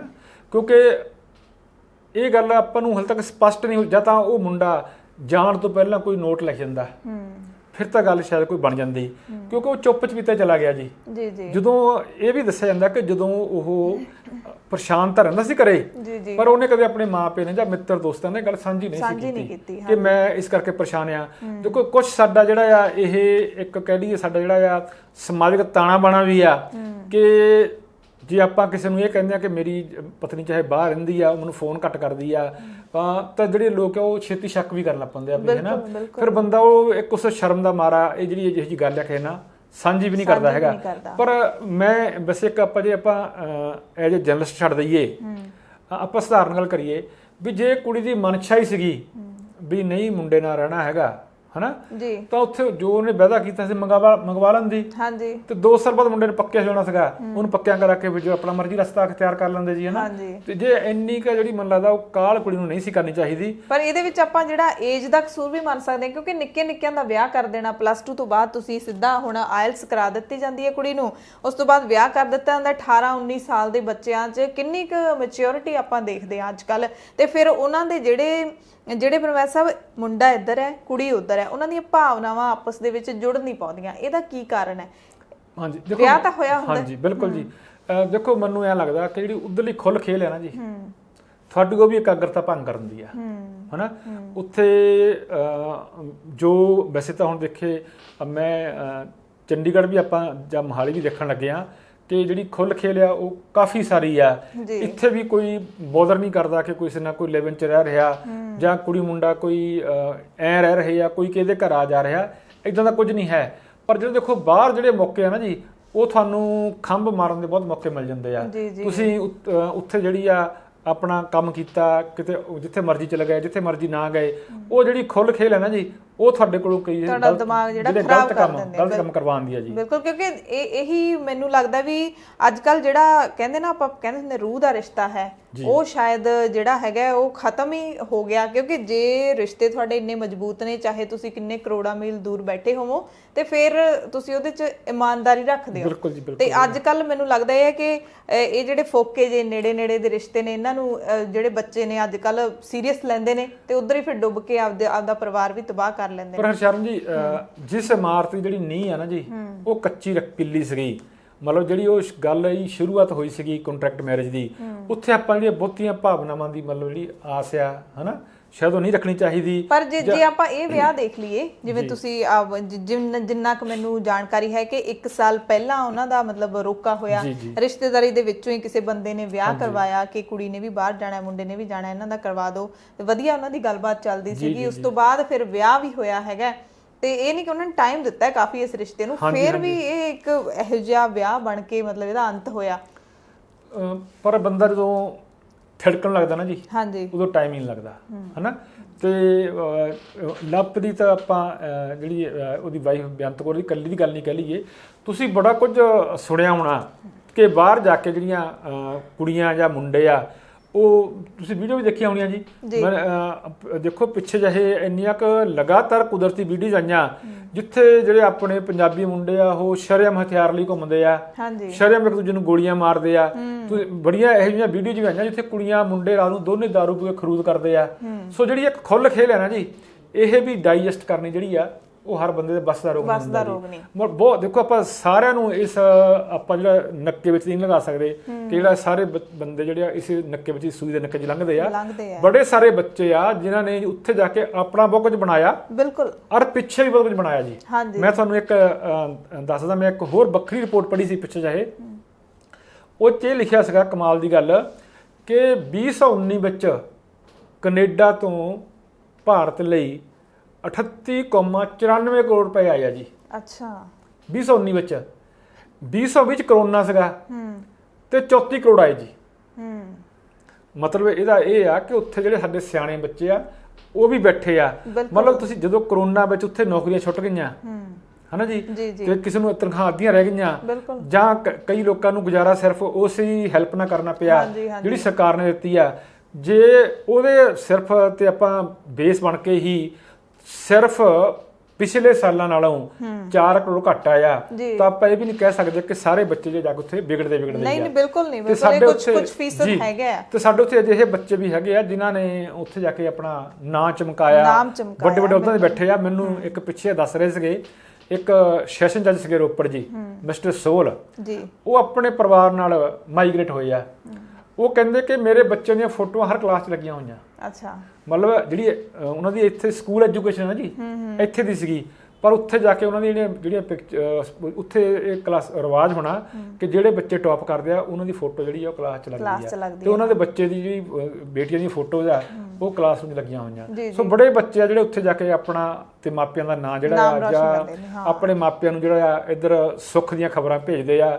ਜੇ ਸੱਚਮੁੱਚ ਹੀ ਆਪਾਂ ਕਹਿ ਲਈਏ ਕਿ ਅਸੀਂ ਬਾਹਰ ਧੋਣ ਜਾਂਦੇ ਆ, ਜਿਹੜਾ ਆਪਣਾ ਰਿਐਲਿਟੀ 'ਚ ਆਪਾਂ ਕਹਿ ਲਈਏ ਕਿ ਬਹੁਤੇ ਵਧੀਆ ਕਹਿੰਦੇ ਸੀ ਜੀ ਗਰੀਬੀ ਦਾ ਧੋਣ ਜਾ ਰਹੇ ਆ, ਤੇ ਬੜੇ ਲੋਕ ਆ ਜਿਨ੍ਹਾਂ ਨੇ ਗਰੀਬੀ ਦਾ ਧੋਣ ਇੱਥੇ ਧੋਤਾ ਵੀ ਹੈ ਬਿਲਕੁਲ। ਔਰ ਇਹ ਵੀ ਸੱਚਾਈ ਹੈ ਕਿ ਜਿਹੜੇ ਸਾਡੇ NRI ਭੈਣ ਭਰਾ ਹੈਗੇ ਨੇ, ਤੇ ਜਦੋਂ ਪੰਜਾਬ ਤੇ ਕੋਈ ਮੁਸ਼ਕਿਲ ਆਉਂਦੀ ਹੈ ਤੇ ਉਹ ਨਾਲ ਵੀ ਡਟ ਕੇ ਖੜਦੇ ਨੇ, ਚਾਹੇ ਹੁਣ ਕਰੋਨਾ ਆਇਆ ਜਾਂ ਫਿਰ ਕੋਈ ਵੀ ਸਮੱਸਿਆ ਆਉਂਦੀ ਹੈ। ਹੜ੍ਹ ਆਏ ਸੀਗੇ ਪਿਛਲੇ ਸਾਲ, ਗੈਰ ਕੁਦਰਤੀ ਹੜ੍ਹ ਜਿਨ੍ਹਾਂ ਨੂੰ ਕਿਹਾ ਜਾਂਦਾ, ਤੇ ਉਦੋਂ ਵੀ ਜਿਹੜਾ ਹੈਗਾ NRI ਭੈਣ ਭਰਾਵਾਂ ਨੇ ਬੜਾ ਸਾਥ ਦਿੱਤਾ ਸੀ, ਤੇ ਪੂਰਾ ਹਾਂ ਕਰੋਨਾ ਵਿੱਚ ਕਿੰਨੀ ਆਕਸੀਜਨ ਜਦੋਂ ਸੰਕਟ ਸੀਗਾ ਕਿੰਨਾ ਕੁਝ ਆਇਆ ਬਾਹਰੋਂ। ਬਿਲਕੁਲ ਬਹੁਤ ਮਦਦ ਕਰਦੇ ਨੇ। ਪਰ ਇਹ ਵੀ ਇੱਕ ਦੁਖਦਾਈ ਪੱਖ ਹੈ ਕਿ ਇਹੋ ਜਿਹੇ ਜਿਹੜੇ ਕੇਸ ਆਉਂਦੇ ਨੇ ਉਹਨਾਂ ਦੇ ਨਾਲ ਪੰਜਾਬ ਦੀ ਬਦਨਾਮੀ ਵੀ ਹੁੰਦੀ ਹੈ। ਸੋ ਬਨਵੈਦ ਸਾਹਿਬ, ਜਿਹੜਾ ਇਹ ਕੇਸ ਹੈ ਲਵਪ੍ਰੀਤ ਤੇ ਬੇਅੰਤ ਕੌਰ ਵਾਲਾ, ਜੋ ਕੁਝ ਹੋਇਆ ਉਹਦੇ ਵਿੱਚੋਂ ਬੇਅੰਤ ਕੌਰ ਨੇ ਕੀ ਖੱਟਿਆ, ਆਪਾਂ ਕੀ ਕਹਿ ਸਕਦੇ ਹਾਂ ਵੀ ਉਹਦੀ ਹੁਣ ਅੱਗੇ ਦੀ ਕੀ ਲਾਈਫ ਰਹਿ ਗਈ? ਦੇਖੋ, ਜੇ ਤਾਂ ਉਹਨੂੰ ਵਾਪਸ ਮੁੜਨਾ ਪੈ ਗਿਆ ਫਿਰ ਤਾਂ ਸਾਰੀ ਜ਼ਿੰਦਗੀ ਉਹਦੀ ਗਈ ਜੀ। ਜੇ ਨਹੀਂ ਮੁੜਦੀ ਤਾਂ ਮੈਨੂੰ ਲੱਗਦਾ ਕਿ ਕੁਝ ਸਮੇਂ ਬਾਅਦ ਜਿਹੜਾ ਆ ਉਹ ਆਪਣੀ ਰੂਟੀਨ ਦੀ ਜ਼ਿੰਦਗੀ ਆ ਉਹਦੇ ਵਿੱਚ ਪੈ ਜਾਊਗੀ ਜੀ, ਹੈ ਨਾ। ਪਰ ਕੀ ਲੱਗਦਾ ਕਿ ਲੋਕ ਨੇ ਜਿਹੜੇ ਉਹ ਭੁੱਲ ਜਾਣਗੇ ਇਸ ਕੇਸ ਨੂੰ? ਜਿਵੇਂ ਹੁਣ ਬੇਅੰਤ ਕੌਰ ਚਾਹੇ ਉੱਥੇ ਹੀ ਰਹਿੰਦੀ ਹੈ, ਕੈਨੇਡਾ ਦੇ ਵਿੱਚ ਵਸਦਾ ਵੀ ਹਰ ਪੰਜਾਬੀ ਜਾਣਦਾ ਇਸ ਕੇਸ ਬਾਰੇ, ਤਾਂ ਉਹ ਸੁਸਾਇਟੀ ਦੇ ਵਿੱਚ ਉਸ ਤਰੀਕੇ ਨਾਲ ਵਿਚਰ ਸਕਦੀ ਹੈ ਇੱਕ ਸਨਮਾਨ ਦੇ ਨਾਲ? ਦੇਖੋ, ਜੇ ਮੈਂ ਦਿਲ ਦੀ ਗੱਲ ਕਹਿ ਦਿਆਂ ਤਾਂ ਬਹੁਤ ਸਾਰੇ ਲੋਕ ਅਜਿਹੇ ਜਿਹੇ ਤਿਆਰ ਹੋਣਗੇ ਜਿਹੜੇ ਇਹ ਕਹਿਣਗੇ ਕਿ ਸਾਨੂੰ ਉੱਧਰ ਮੰਗਾ ਲਓ, ਮੈਂ ਲਵਪ੍ਰੀਤ ਨਾਲ ਵਿਆਹ ਕਰਾਉਣਾ, ਮੈਂ ਬੇਅੰਤ ਕੌਰ ਨਾਲ ਵਿਆਹ ਕਰਾਉਣ ਨੂੰ ਤਿਆਰ ਹਾਂ। ਰਿਐਲਿਟੀ ਇਸ ਗੱਲ ਦੀ ਜੀ, ਬਹੁਤ ਸਾਰੇ ਲੋਕ ਜਿਹੜੇ ਆ ਅਜਿਹੇ ਹੋਣਗੇ, ਉਹ ਇਹ ਸੋਚਣਗੇ ਕਿ ਯਾਰ ਜਾਂਦਾ ਮੈਂ, ਕੋਈ ਗੱਲ ਨਹੀਂ 5-4 ਸਾਲ ਇਕੱਠੇ ਰਹਿ ਲਾਂਗੇ, ਨਹੀਂ ਗੱਲ ਬਣੂ ਛੱਡ ਕੇ ਮੈਂ ਪਰੇ ਹੋ ਜਾਊਂ, ਹਨਾ। ਇਹ ਸਾਡੀ ਮੈਂਟੈਲਿਟੀ ਹੈਗੀ ਹੈ, ਇਹ ਵੀ ਇੱਕ ਦੁਖਦਾਈ ਪੱਖ ਹੈਗਾ। ਤੇ ਜੇ ਆਪਾਂ ਆਲ ਓਵਰ ਗੱਲ ਕਰ ਲਈਏ ਕਿ ਪੰਜਾਬੀ ਇਸ ਘਟਨਾ ਤੋਂ ਕੀ ਸਬਕ ਲੈਣ, ਹੁਣ ਤੁਹਾਨੂੰ ਲੱਗਦਾ ਕਿ ਇਹੋ ਜਿਹੇ ਜਿਹੜੇ ਵਿਆਹ ਨੇ ਇਸ ਕੇਸ ਤੋਂ ਬਾਅਦ ਉਹਨਾਂ 'ਚ ਜਿਹੜਾ ਹੈਗਾ ਠੱਲ ਪਊਗੀ? ਕਿਉਂਕਿ ਮੈਂ ਆਪਣੀ ਜੇ ਨੌਲੇਜ ਦੀ ਗੱਲ ਕਰਾਂ ਤਾਂ ਮੇਰੇ ਲਿੰਕ ਦੇ ਵਿੱਚ ਇੱਕ ਆਪਾਂ ਕਹਿ ਲਈਏ ਮੇਰਾ ਛੋਟਾ ਭਰਾ ਹੈ, ਉਹ ਹੁਣ ਪਹਿਲਾਂ ਉਹਦੀ ਵੀ ਇਹੋ ਜਿਹੀ ਸੋਚ ਸੀ ਵੀ ਹਾਂ ਕੋਈ ਆਇਲਸ ਵਾਲੀ ਕੁੜੀ ਚਾਹੀਦੀ ਹੈ, ਮੈਂ ਬਾਹਰ ਜਾਣਾ। ਹੁਣ ਉਹ ਕਹਿ ਰਿਹਾ ਕਿ ਮੇਰੇ ਕੰਨਾਂ ਨੂੰ ਹੱਥ ਲੱਗ ਗਏ, ਮੈਂ ਨਹੀਂ ਇਹੋ ਜਿਹਾ ਕੰਮ ਕਰਨਾ, ਆਪਦੇ ਬਲ ਤੇ ਜਾਊਂਗਾ, ਜੇ ਮੈਂ ਗਿਆ ਨਹੀਂ ਮੈਂ ਜਾਣਾ। ਮੈਂ ਸ਼ਰਜੀਤ ਇੱਥੇ ਨੇ ਇੱਕ ਗੱਲ ਹੋਰ ਕਰਨੀ ਚਾਹੁੰਦਾ। ਤੁਸੀਂ, ਮੈਂ, ਅਸੀਂ ਸਾਰੇ ਸ਼੍ਰੀ ਗੁਰੂ ਗ੍ਰੰਥ ਸਾਹਿਬ ਜੀ ਦੀ ਬੇਹਰਮਤੀ ਦੀਆਂ ਘਟਨਾਵਾਂ ਵਾਪਰੀਆਂ ਜੀ, ਅਸੀਂ ਉਹਨੂੰ ਲੈ ਕੇ ਬਹੁਤ ਚਿੰਤਤ ਹਾਂ, ਬਹੁਤ ਦੁਖੀ ਹਾਂ, ਹਨਾ। ਮਤਲਬ ਕਈ ਵਾਰੀ ਆਪਾਂ ਬਹੁਤੀ ਵਾਰੀ ਉਦਾਸ ਹੋ ਜਾਂਦੇ ਹਾਂ ਵੀ ਇਹ ਕੀ ਕੁਝ ਹੋ ਰਿਹਾ। ਬਿਲਕੁਲ, ਮੈਨੂੰ ਇਹ ਲੱਗਦਾ ਕਿ ਜੋ ਕੁਝ ਅਸੀਂ ਇਹ ਕਰ ਰਹੇ ਹਾਂ, ਕੰਟਰੈਕਟ ਮੈਰਿਜ ਆ, ਅਸੀਂ ਗੁਰੂ ਗ੍ਰੰਥ ਸਾਹਿਬ ਦੇ ਮੂਹਰੇ ਖੜ ਕੇ ਪੜ੍ਹਨ ਲੈਂਦੇ ਹਾਂ, ਅਰਦਾਸ ਹੁੰਦੀ ਆ, ਹਨਾ। ਫਿਰ ਕੀ ਇਹ ਗੁਰੂ ਗ੍ਰੰਥ ਸਾਹਿਬ ਦੀ ਬੇਹਰਮਤੀ ਨਹੀਂ ਹੈ? ਬਿਲਕੁਲ ਹੈ, ਅਸੀਂ ਮੰਨਦੇ ਹੀ ਨਹੀਂ ਕੁਝ ਗੁਰੂ। ਉਹੀ ਮੈਂ ਕਹਿੰਦਾ ਨਾ ਜੀ, ਤੁਸੀਂ ਮਤਲਬ ਕਿ ਬਾਹਰ ਜਾਣ ਲਈ, ਪੈਸਾ ਕਮਾਉਣ ਲਈ ਗੁਰੂ ਗ੍ਰੰਥ ਸਾਹਿਬ ਦੀ ਜਿਹੜੀ ਆ ਉਹਦੇ ਮੂਹਰੇ ਬਚਨ ਲੈਂਦੇ ਹੋ ਤੇ ਮੁੜ ਕੇ ਤੁਸੀਂ ਤੋੜ ਦਿੰਦੇ ਹੋ, ਹਨਾ। ਸੋ ਇਸ ਕਰਕੇ ਮੈਨੂੰ ਇਹ ਲੱਗਦਾ ਕਿ ਜਿਹੜੀ ਗੁਰੂ ਗ੍ਰੰਥ ਸਾਹਿਬ ਦੀ ਬੇਹਰਮਤੀ ਆ ਨਾ, ਉਹ ਬਰਗਾੜੀ ਜਾਂ ਬਾਈਬਲ ਕਰਨ ਨਹੀਂ ਸੀ ਹੋਈ, ਅਸੀਂ ਸਾਰੇ ਅਕਸਰ ਹੀ ਕਰਦੇ ਹਾਂ। ਮੈਂ ਤੁਹਾਨੂੰ ਇੱਕ ਸੱਚੀ ਘਟਨਾ ਸੁਣਾ। ਉਹ ਇਹ ਕਿ ਬੰਗਿਆਂ ਦੇ ਕੋਲ ਇੱਕ ਪਿੰਡ ਇੱਕ ਜੀ, ਉਹਨਾਂ ਦਾ ਸਾਰਾ ਹੀ ਪਰਿਵਾਰ ਜਿਹੜਾ ਆ ਉਹ ਬਾਹਰ ਸੀਗਾ। ਅੱਛਾ। ਉਸ ਪਰਿਵਾਰ ਦੀ ਇੱਕ ਜਿਹੜੀ ਮਦਰ ਤੇ ਧੀ ਦੋਨੇ ਇੱਥੇ ਸੀਗੀਆਂ। ਚਲੋ ਪਹਿਲਾਂ ਮਦਰ ਤੇ ਧੀ ਇਕੱਠੀਆਂ ਰਹਿੰਦੀਆਂ ਸੀਗੀਆਂ, ਉਹਦੇ ਵਿੱਚ ਇਹ ਹੋਇਆ ਕਿ ਮਦਰ ਦੀ ਡੈਥ ਹੋ ਗਈ, ਤਾਂ ਜਿਹੜਾ ਕੈਨੇਡਾ ਵਸਦੇ ਸਾਰਾ ਪਰਿਵਾਰ ਸੀਗਾ, ਉਹ ਕੁੜੀ ਦੀਆਂ ਭੈਣ ਭਰਾ ਉਹ ਸਾਰੇ ਆ ਗਏ ਜੀ। ਅੱਛਾ। ਤੇ ਫਿਰ ਕਹਿਣ ਲੱਗੇ ਵੀ ਇਹ ਜਿਹੜਾ ਆ ਹੁਣ ਸਾਡੀ ਬੱਚੀ ਇੱਥੇ ਇਕੱਲੀ ਰਹਿ ਗਈ, ਕੁੜੀ ਤਾਂ ਇਕੱਲੀ ਰਹਿ ਨਹੀਂ ਸਕਦੀ, ਉਹਨੂੰ ਬਾਹਰ ਲਿਜਾਣਾ, ਇਹਦਾ ਕੀ ਹੱਲ ਕਰੀਏ? ਇਹ ਸੋਚਿਆ ਕਿ ਜਿਹੜਾ ਕੁੜੀ ਦਾ ਆਪਣਾ ਸਕਾ ਭਰਾ ਛੋਟਾ ਅਜੇ ਅਣਵਿਆਹਿਆ ਆ, ਉਹਦੇ ਨਾਲ 4 ਫੇਰੇ ਦਵਾਤੇ ਜਾਣ। ਉਹ ਲੁਧਿਆਣੇ ਇੱਕ ਗੁਰਦੁਆਰਾ ਸਾਹਿਬ 'ਚ ਵਿਆਹ ਕਰਾਉਣ ਚਲੇ ਗਏ। ਉੱਥੇ ਇੱਕ ਫਾਰਮ ਭਰਨਾ ਪੈਂਦਾ ਜੀ। ਜਦੋਂ ਫਾਰਮ ਭਰਿਆ ਤਾਂ ਜਦੋਂ ਉਹਨਾਂ ਨੇ ਪੇਰੈਂਟਸ ਵੈਸੇ ਤਾਂ ਉਹਨਾਂ ਨੂੰ ਜਿਹੜਾ ਪਾਠੀ ਸਿੰਘ ਆ ਉਹਨੂੰ ਸ਼ੱਕ ਪਹਿਲਾਂ ਹੀ ਪੈ ਗਈ, ਤੇ ਜਦੋਂ ਉਹਨੇ ਫਾਰਮ ਭਰਿਆ ਤਾਂ ਜਦੋਂ ਪਿਤਾ ਦਾ ਨਾਮ ਸਾਰਾ ਕੁਝ ਇੱਕੋ ਹੀ ਸੀਗਾ ਤਾਂ ਉਹਨੇ ਨਾ ਕਰਤੀ। ਤੇ ਉਹ ਪਰਿਵਾਰ ਨੇ ਮਤਲਬ ਕਿ ਸੱਚ ਜਿਹੜੀ ਮੈਂ ਕਹਾਂ ਤਾਂ ਉਸ ਪਰਿਵਾਰ ਨੇ ਉਸ ਗ੍ਰੰਥੀ ਸਿੰਘ ਨੂੰ ਫਿੱਟ ਲਾਹਨਤ ਪਾਈ ਇੱਕ ਤਰ੍ਹਾਂ ਨਾਲ। ਉਹ ਕਹਿੰਦੇ ਤੂੰ ਤੇਰੇ ਵਰਗੇ ਬਥੇਰੇ ਫਿਰਦੇ ਆ, ਜੇ ਤੂੰ ਨਹੀਂ ਕਰਨਾ ਨਾ ਕਰ। ਚੰਡੀਗੜ੍ਹ ਇੱਕ ਗੁਰਦੁਆਰਾ ਹੈਗਾ, ਔਰ ਤੁਹਾਨੂੰ ਵੀ ਸ਼ਾਇਦ ਪਤਾ ਹੋਣਾ, ਚੰਡੀਗੜ੍ਹ ਇੱਕ ਲਹਿੰਦੇ ਪਾਸੇ ਗੁਰਦੁਆਰਾ ਹੈਗਾ ਜਿੱਥੇ ਇੱਦਾਂ ਦੇ ਵਿਆਹ ਹੁੰਦੇ ਆ। ਉਹ ਨਹੀਂ ਕਰਨਾ ਤੂੰ ਨਾ ਕਰ, ਜਾ ਕੇ ਉੱਥੇ ਕਰਾ ਲਾਂਗੇ। ਔਰ ਉਹਨਾਂ ਨੇ ਆ ਕੇ ਇੱਥੇ ਵਿਆਹ ਕਰਾ ਲਿਆ। ਮਤਲਬ ਮੈਨੂੰ ਉਹ ਲੱਗਾ ਵੀ ਜਦੋਂ ਮੈਂ ਉਹ ਘਟਨਾ ਬਾਰੇ ਸੋਚਦਾ ਵੀ ਇੱਕ ਤਾਂ ਦੇਖੋ ਉਹਦੇ ਨਾਲ ਜਿਹੜੇ ਰਿਸ਼ਤੇ ਆ ਨਾ ਜੀ ਉਹ ਤਾਰ ਹੋਏ। ਬਿਲਕੁਲ, ਇਸ ਤੋਂ ਵੱਧ ਕੀ ਹੋ ਸਕਦਾ ਹੈ? ਅੱਛਾ, ਫਿਰ ਔਰ ਮਾਂ ਪਿਓ ਖੁਦ ਕਰਵਾ ਰਹੇ ਹਨ। ਹਾਂਜੀ, ਔਰ ਫਿਰ ਤੁਸੀਂ ਜਿਹੜੀ ਗੁਰੂ ਗ੍ਰੰਥ ਸਾਹਿਬ ਦੀ ਬੇਹਰਮਤੀ ਆ ਉਹ ਅੱਡ ਕਰ ਰਹੇ ਹੋ। ਬਿਲਕੁਲ। ਸੋ ਮੈਨੂੰ ਇਹ ਲੱਗਦਾ ਕਿ ਗੁਰੂ ਗ੍ਰੰਥ ਸਾਹਿਬ ਦੀਆਂ ਜਿਹੜੀ ਘਟਨਾਵਾਂ ਆ ਉਦੋਂ ਹੀ ਨਹੀਂ ਵਾਪਰੀਆਂ, ਗੁੱਟ ਕੇ ਜਿਹੜੇ ਖਿਲਰਦੇ ਆ ਉਹ ਨਹੀਂ ਹੈ। ਜਦੋਂ ਅਸੀਂ ਉੱਥੇ ਮੂਹਰੇ ਖੜ ਕੇ ਜਿਹੜੇ ਬਚਨ ਤੋੜਦੇ ਆ ਨਾ ਜੀ, ਔਰ ਉਹ ਵੀ ਇੱਕ ਲਾਲਚ ਵਿੱਚ ਆ ਕੇ ਤਾਂ ਇਹ ਜਿਹੜੀ ਹੋਰ ਵੀ ਇੱਕ ਗੁਰੂ ਸਾਹਿਬ ਬਿਲਕੁਲ ਇਸ ਤੋਂ ਵੱਡੀ ਸ਼ਰਮਨਾਕ ਹਰਕਤ ਕੀ ਹੋ ਸਕਦੀ ਹੈ ਜਿਹੜੀ ਹੁਣ ਤੁਸੀਂ ਗੱਲ ਦੱਸੀ ਹੈ ਕਿ ਗੁਰੂ ਸਾਹਿਬ ਨੂੰ ਇੱਕ ਮਤਲਬ ਜ਼ਰੀਆ ਬਣਾ ਲਿਆ ਹੋਇਆ ਕਿ ਅਸੀਂ ਬਾਹਰ ਜਾਣ ਵਾਸਤੇ ਵਿਆਹ ਤਾਂ ਕਰਾਉਣਾ ਹੀ ਪਊਗਾ ਔਰ ਲਾਵਾਂ ਦੀ ਤੁਸੀਂ ਗੁਰਬਾਣੀ ਦੀ ਬੇਹੁਰਮਤੀ ਕਰ ਰਹੇ ਹੋ, ਸ਼੍ਰੀ ਗੁਰੂ ਗ੍ਰੰਥ ਸਾਹਿਬ ਜੀ ਦੀ ਕਰ ਰਹੇ ਹੋ, ਮਰਿਆਦਾ ਦੀ ਬੇਹੁਰਮਤੀ ਕਰ ਰਹੇ ਹੋ। ਤੇ ਇਹ ਵੀ ਸੱਚ ਹੈ ਕਿ ਜੋ ਕੁਝ ਅਸੀਂ ਕਰਦੇ ਹਾਂ, ਕਰਮ ਕਰਦੇ ਹਾਂ, ਤੇ ਉਹਦਾ ਫਲ ਇੱਥੇ ਹੀ ਭੋਗਣਾ ਪੈਣਾ। ਪਤਾ ਨਹੀਂ ਕਿਹੜਾ ਇਹੋ ਜਿਹਾ ਲਾਲਚ ਹੈ, ਕਿਹੜਾ ਇਹੋ ਜਿਹਾ ਬਾਹਰ ਜਾਣ ਦੀ ਹੋੜ ਹੈਗੀ ਹੈ ਕਿ ਇਨਸਾਨ ਨੇ ਵੈਸੇ ਹੁੰਦਾ ਕਿ 2 ਵਕਤ ਦੀ ਰੋਟੀ ਆਪਾਂ ਨੂੰ ਮਿਲੀ ਜਾਵੇ ਤੇ ਮੈਨੂੰ ਲੱਗਦਾ ਕਿ ਜਿਹੜੀ ਮਨ ਦਾ ਚੈਨ ਹੁੰਦਾ ਹੈ ਉਸ ਤੋਂ ਵੱਡਾ ਕੁਝ ਵੀ ਨਹੀਂ ਸ਼ਾਇਦ ਜਿਹਨੂੰ ਉਹ ਪ੍ਰਾਪਤ ਹੋ ਗਿਆ ਤੇ ਉਹ ਰੁੱਖੀ ਮਿੱਸੀ ਖਾ ਕੇ ਵੀ ਸੁਖੀ ਰਹਿ ਸਕਦਾ ਹੈਗਾ। ਤੇ ਅੱਜ ਕੱਲ ਤਾਂ ਵੈਸੇ ਹੀ ਜ਼ਿੰਦਗੀ ਦਾ ਭਰੋਸਾ ਨਹੀਂ, ਜ਼ਿੰਦਗੀ ਦਾ ਭਰੋਸਾ ਤਾਂ ਕਦੋਂ ਵੀ ਨਹੀਂ ਹੁੰਦਾ ਕਿ ਕਦੋਂ ਅਸੀਂ ਅੱਜ ਹੈਗੇ ਆ, ਇਸ ਪਲ 'ਚ ਹੈਗੇ ਆ, ਅਗਲੇ ਪਲ 'ਚ ਨਹੀਂ ਹੈਗੇ, ਕੁਝ ਨਹੀਂ ਪਤਾ। ਸੋ ਪਤਾ ਨਹੀਂ ਅਸੀਂ ਕਿਹੜੀ ਹੋੜ ਦੇ ਵਿੱਚ ਭੱਜੇ ਤੁਰੇ ਫਿਰਦੇ ਆ ਤੇ ਜਦੋਂ ਇਨਸਾਨ ਖਤਮ ਹੋ ਜਾਂਦਾ ਕੁਝ ਨਹੀਂ ਬਚਦਾ ਫਿਰ। ਸੋ ਤੁਸੀਂ ਕੁਝ ਕਹਿਣਾ ਚਾਹੁੰਦੇ ਹੋ? ਜਦੋਂ ਬੰਦਾ ਆਪਣੀ ਹੋਂਦ ਨੂੰ, ਮਨੁੱਖਤਾ ਨੂੰ, ਰੱਬ ਦੇ ਡਰ ਨੂੰ ਭੁੱਲ ਜਾਂਦਾ ਨਾ ਜੀ, ਫਿਰ ਇਹੀ ਕੁਝ ਵਾਪਰਦਾ। ਬਿਲਕੁਲ ਜਦੋਂ ਅਸੀਂ ਸਾਡੇ ਮਨ 'ਚ ਜਿੰਨਾ ਚਿਰ ਸਾਡੇ ਮਨ 'ਚ ਡਰ ਆ, ਦੇਖੋ ਤੁਸੀਂ ਜਿੰਨਾ ਚਿਰ ਤੁਹਾਡੇ ਮਨ 'ਚ ਮਾਂ ਪਿਓ ਦਾ ਡਰ ਆ ਨਾ ਜੀ, ਉਨਾ ਚਿਰ ਤੁਸੀਂ ਸਾਰਾ ਕੁਝ ਠੀਕ ਚੱਲਦੇ ਹੋ। ਜਦੋਂ ਤੁਹਾਡੇ ਮਨ ਵਿੱਚੋਂ ਰੱਬ ਦਾ ਭਾਉ, ਆਪਣੀ ਜ਼ਮੀਰ ਦਾ ਭਾਉ, ਸਮਾਜ ਦਾ ਭਾਉ ਸਾਰਾ ਹੀ ਖਤਮ ਹੋ ਗਿਆ ਨਾ ਜੀ, ਫਿਰ ਤੁਸੀਂ ਕੁਰਾਹੇ ਪੈਂਦੇ ਹੋ। ਬਿਲਕੁਲ ਬਹੁਤ ਜ਼ਰੂਰੀ ਹੈ। ਸੋ ਨੈਤਿਕ ਕਦਰਾਂ ਕੀਮਤਾਂ ਜਾਂ ਧਰਮ ਵਾਲਾ ਰਾਹ ਜਾਂ ਫਿਰ ਜਿਹੜੇ ਮਾਂ-ਬਾਪ ਦਾ ਕਹਿਣਾ ਮੰਨਣਾ, ਐਵੇਂ ਨਹੀਂ ਗੱਲਾਂ ਬੜੀਆਂ ਹੈਗੀਆਂ ਸਾਡੀ ਜ਼ਿੰਦਗੀ ਨੂੰ ਜਿਹੜਾ ਹੈਗਾ ਸਹੀ ਲੀਹ ਪਾਉਣ ਕਰਕੇ ਹੀ ਬਣੀਆਂ ਨੇ। ਪਰ ਸ਼ਰਨ ਜੀ ਇੱਕ ਸਮੇਂ ਗੱਲ ਹੋਰ ਜਿਹੜੀ ਬਹੁਤ ਜ਼ਰੂਰੀ ਕਰਨੀ, ਕਿਉਂਕਿ ਪਿਛਲੇ ਸਮੇਂ ਤੋਂ ਨਾ ਜੀ ਇੱਕ ਹੋਰ ਬਹੁਤ ਰੁਝਾਨ ਚੱਲਿਆ ਆ ਰਿਹਾ, ਜਿਹੜਾ ਲਗਾਤਾਰ ਰੁਝਾਨ ਆ ਰਿਹਾ, ਉਹ ਇਹ ਕਿ ਉਧਰ ਵਿਆਹੇ ਮੁੰਡੇ ਇੱਧਰ ਆ ਕੇ 20 ਵਿਆਹ ਕਰਾ ਲੈਂਦੇ ਆ। ਬਿਲਕੁਲ ਇਹ ਬਹੁਤ ਵੱਡੀ ਗਲਤੀ ਘਟਨਾ ਵਾਪਰਨੀ ਆ। ਉਧਰ ਵਿਆਹ ਹੁੰਦੇ ਆਲਰੇਡੀ, ਇੱਥੇ ਵਿਆਹ ਕਰਾ ਜਾਂਦੇ ਆ, ਮਤਲਬ 90% ਤਾਂ ਇੱਥੇ ਵਿਆਹ ਕਰਾ ਕੇ ਇੱਥੇ ਛੱਡ ਜਾਂਦੇ ਆ। ਤੇ ਜੇ ਉੱਥੇ ਕਿਸੇ ਨੂੰ ਲੈ ਵੀ ਜਾਂਦੇ ਆ, ਉਹ ਜਾਂ ਤਾਂ ਫਿਰ ਉਹਨੂੰ ਘਰ ਜਿਹੜਾ ਨੌਕਰਾਨੀ ਬਣਾ ਕੇ ਜਾਂ ਇੱਕ ਕਿਸਮ ਦਾ ਕੰਮ ਕਰਾਇਆ ਜਾਂਦਾ, ਜਾਂ ਫਿਰ ਉਹ ਉਧਰ ਗਈ ਜਿਹੜੀ ਕੁੜੀ ਆ ਉਹਦਾ ਪਰਵਾਹ ਨਹੀਂ ਕਰਦੇ ਹੈਗੇ। ਤੇ ਇਹੋ ਜਿਹਾ ਮੈਂ ਤੁਹਾਡੇ ਧਿਆਨ 'ਚ ਲਿਆਉਣਾ ਚਾਹੁੰਦਾ ਕਿ ਚੰਡੀਗੜ੍ਹ ਪਾਸਪੋਰਟ ਨੇ ਅਜਿਹੇ ਮੁੰਡੇ ਜਿਨ੍ਹਾਂ ਨੇ ਇੱਥੇ ਵਿਆਹ ਕਰਵਾਇਆ, ਉਧਰ ਵੀ ਵਿਆਹ ਕਰਵਾਇਆ ਹੋਇਆ ਸੀਗਾ, ਉਹ 33 ਪਾਸਪੋਰਟ ਜਿਹੜੇ ਆ ਉਹ ਜ਼ਬਤ ਕੀਤੇ ਉਹਨਾਂ ਦੇ। ਮਤਲਬ 33 ਮੁੰਡੇ ਜਿਹੜੇ ਆ ਉਹ ਡਿਪੋਰਟ ਹੋਣਗੇ ਕਿਉਂਕਿ ਉਹਨਾਂ ਹੋਣੇ ਚਾਹੀਦੇ ਨੇ। ਔਰ ਕੀ ਹੈ ਲਾਲਚ? ਸਿਰਫ ਪੈਸੇ ਦਾ ਵੀ ਦਾਜ ਲਵਾਂਗੇ ਜੀ। ਇੱਕ ਪੰਜਾਬ ਸਰਕਾਰ ਥੋੜੀ ਜਿਹੀ ਇਸ ਪਾਸੇ ਨੂੰ ਯਤਨ ਤਾਂ ਕਰਨੇ ਸ਼ੁਰੂ ਕਰਦੀ ਆ, ਪਰ ਉਹ ਗੱਲ ਗਾਹਾਂ ਨਹੀਂ ਤੁਰਦੀ। ਆਪਾਂ ਕਹਿ ਲਈਏ ਕਿ ਪ੍ਰਾਇਓਰਟੀ ਨਹੀਂ ਹੈ। ਪੰਜਾਬ ਸਰਕਾਰ ਦਾ ਇੱਕ NRI ਵਿਭਾਗ ਹੈ ਜੀ। ਤੁਹਾਡੇ ਧਿਆਨ ਤੋਂ ਨਾ ਸ਼ਾਇਦ ਬਾਦਲ ਸਰਕਾਰ ਵੇਲੇ, ਜਦੋਂ ਪਹਿਲੀ ਬਾਦਲ ਸਰਕਾਰ ਸੀਗੀ, ਉਸ ਵੇਲੇ ਕਈ ਸਾਰੇ NRI ਸੰਮੇਲਨ ਕਰਾਏ ਗਏ ਆ ਪੰਜਾਬ ਵਿੱਚ, ਕਿ ਉੱਥੇ ਇਹ ਕਿਹਾ ਗਿਆ ਉਹਨਾਂ ਦੀਆਂ ਸਮੱਸਿਆਵਾਂ ਜਿਹੜੀਆਂ ਉਹ ਹੱਲ ਕਰਾਂਗੇ। ਚਲੋ ਸਮੱਸਿਆਵਾਂ ਹੱਲ ਨਹੀਂ ਕੀਤੀਆਂ, ਪਰ ਇਹ ਨਿਵੇਸ਼ ਲਈ ਪ੍ਰੇਰਦੇ ਰਹੇ ਆ। ਉਹ ਜਿਹੜਾ NRI ਵਿਭਾਗ ਹੈ ਨਾ ਜੀ, ਪਿੱਛੇ ਜੋ ਉਸ NRI ਵਿਭਾਗ ਨੇ ਇੱਕ ਤਜਵੀਜ਼ ਤਿਆਰ ਕੀਤੀ ਸੀਗੀ ਕਿ ਜੇ ਕੋਈ ਮੁੰਡਾ ਫੋਰਨ ਤੋਂ ਇੱਥੇ ਆਉਂਦਾ ਤਾਂ ਉਹਦੇ ਨਾਲ ਰਿਸ਼ਤਾ ਕਰਨ ਤੋਂ ਪਹਿਲਾਂ DC ਕੋਲੇ ਕਈ ਤਰ੍ਹਾਂ ਦੀ ਪਰਮਿਸ਼ਨ ਲੈਣੀ ਪੈਣਗੀ। ਉਹਨੂੰ DC ਕੋਲੇ ਆਪਣਾ ਜਿਹੜਾ ਪਾਸਪੋਰਟ ਦੀ ਕਾਪੀ ਜਮ੍ਹਾਂ ਕਰਾਉਣੀ ਪਊਗੀ, ਫੋਟੋ ਕਾਪੀ, ਕਿਉਂਕਿ ਉਹ ਵੀਜ਼ਾ ਹੈਗਾ ਤੇ ਇਸ ਕਰਕੇ ਵੀਜ਼ਾ ਆ, ਕਿਉਂਕਿ ਉਹ ਫਰਕ ਹੁੰਦਾ ਕਿ ਤੁਸੀਂ ਮੈਰਿਜ ਦੇ ਵੀਜ਼ੇ ਤੇ ਲੱਗੇ ਹੋਏ ਆ ਕਿ ਤੁਹਾਡੇ ਉੱਥੇ PR ਆ ਚੁੱਕੀ ਆ। ਫਿਰ ਤੁਹਾਡੇ ਕੋਲੇ ਜਿਹੜਾ ਪੈਨ ਕਾਰਡ ਨੰਬਰ ਆ ਉਹ ਵੀ ਤੁਹਾਡਾ ਜਿਹੜਾ ਦੱਸਣਾ ਪਊਗਾ। ਫਿਰ ਤੁਹਾਨੂੰ ਜੌਬ ਲੈਟਰ ਦੱਸਣਾ ਪਊਗਾ। ਫਿਰ ਤੁਹਾਨੂੰ ਉੱਥੋਂ ਦੀ ਸਰਕਾਰ ਕੋਲੋਂ ਇੱਕ ਸਰਟੀਫਿਕੇਟ ਲਿਆਉਣਾ ਪਊਗਾ ਕਿ ਤੁਸੀਂ ਅਨਮੈਰਿਡ ਹੋ।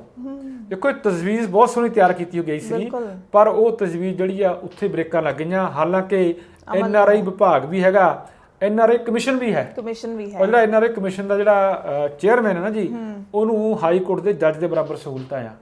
ਪਰ ਇਹ ਸਾਰਾ ਕੁਝ ਜਿਹੜਾ ਆ ਉਹ ਠੱਪ ਪਿਆ ਰਿਹਾ, ਕਿਉਂਕਿ ਜਿਹੜੀ ਸਰਕਾਰ ਆ ਉਹਦੀ ਪ੍ਰਾਇਓਰਿਟੀ ਕੁਝ ਹੋ ਰਿਹਾ। ਬਿਲਕੁਲ ਲੋਕਾਂ ਦੀਆਂ ਜਿਹੜੀਆਂ ਆਮ ਜ਼ਿੰਦਗੀ ਨਾਲ ਜੁੜੀਆਂ ਸਮੱਸਿਆਵਾਂ ਨੇ, ਸ਼ਾਇਦ ਸਰਕਾਰਾਂ ਦੀ ਪ੍ਰਾਇੋਰਟੀ ਨਹੀਂ ਹੁੰਦੀ, ਪਰ ਲੋਕਾਂ ਨੂੰ ਜ਼ਰੂਰ ਸਮਝਣਾ ਚਾਹੀਦਾ, ਕਿਉਂਕਿ ਇਹੋ ਜਿਹੇ ਜਿਹੜੇ ਮਸਲੇ ਨੇ, ਇਹੋ ਜਿਹੇ ਕੇਸ ਨੇ, ਉਹ ਦੋਵੇਂ ਪਰਿਵਾਰਾਂ ਦੇ ਲਾਲਚ ਕਾਰਨ ਹੀ ਵਾਪਰਦੇ ਨੇ। ਇੱਕ ਨੂੰ ਦੂਸਰੇ ਨਾਲ ਗੌਂ ਹੁੰਦਾ, ਤਾਂ ਹੀ ਇਹੋ ਜਿਹੀਆਂ ਗੱਲਾਂ ਨੇ ਜਿਹੜੀਆਂ ਵਾਪਰਦੀਆਂ ਨੇ। ਆਪਣੇ ਆਪ ਨੂੰ ਸਮਝਣਾ ਪਊਗਾ। ਤੇ ਸਭ ਤੋਂ ਵੱਡੀ ਗੱਲ ਜਿਹੜਾ ਹੈਗਾ, ਜੇ ਮਾਂ ਪਿਓ ਵੀ ਤੁਹਾਨੂੰ ਫੋਰਸ ਕਰਦੇ ਨੇ ਵੀ ਹਾਂ ਇਸ ਤਰ੍ਹਾਂ ਕਰੋ, ਤਾਂ ਬੱਚਿਆਂ ਨੂੰ ਜ਼ਰੂਰ ਸਮਝਣਾ ਚਾਹੀਦਾ।